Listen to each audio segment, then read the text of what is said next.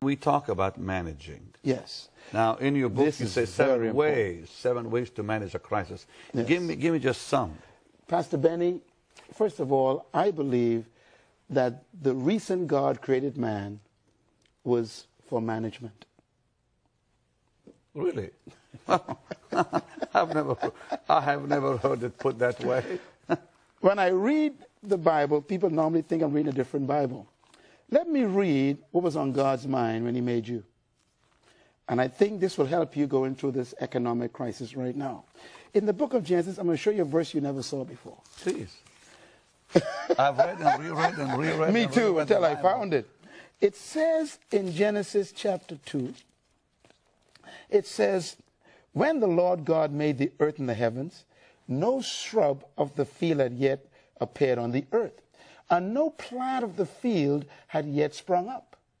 Why? Because the Lord God had not allowed it to rain on the earth. Why?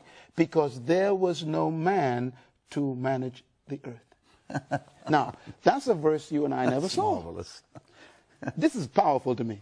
First of all, God had a beautiful planet, but he didn't allow anything to grow, nothing to spring forth, nothing to emerge, nothing to prosper, because there was no manager. Okay, a few things I learned from this. Number one, God will never allow growth where there is no management. Wow, wow, wow. So instead of praying for things from God, pray for the management ability.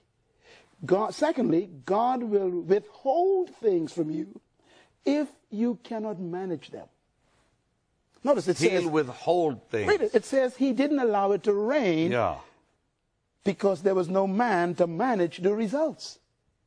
So the next verse says, and therefore God formed the man from dust of the ground and breathed into his nostrils the breath of life. In other words, God had a beautiful planet. No life was on it. Why? Because he first needed a manager.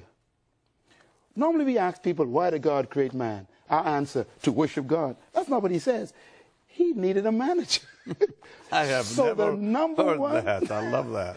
The number one motivation for God creating man is management. Whatever you mismanage, you will lose.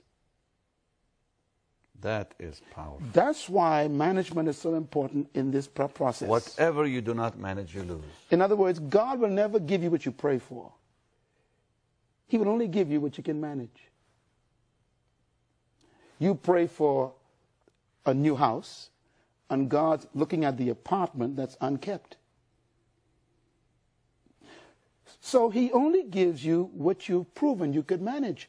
Some people get jealous of your ministry, but they don't understand the machinery behind this ministry to manage all that's necessary here.